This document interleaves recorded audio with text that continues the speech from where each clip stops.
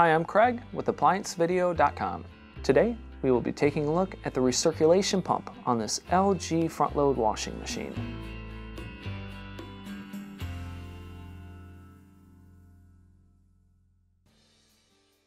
Stop. Before beginning any repair, always be sure to disconnect the power to the appliance.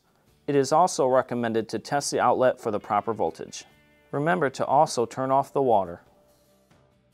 The main reasons why you'd be replacing a recirculating pump is if the unit is not recirculating water but you hear a hum, or it could just be loud whenever it's running.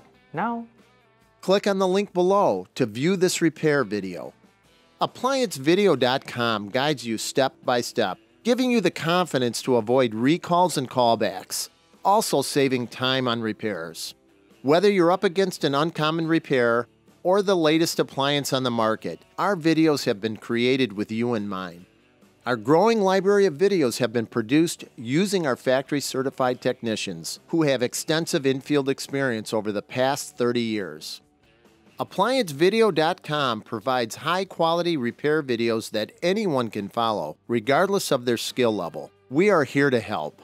Click on the link below to view this repair video, and let us help you do it right the first time.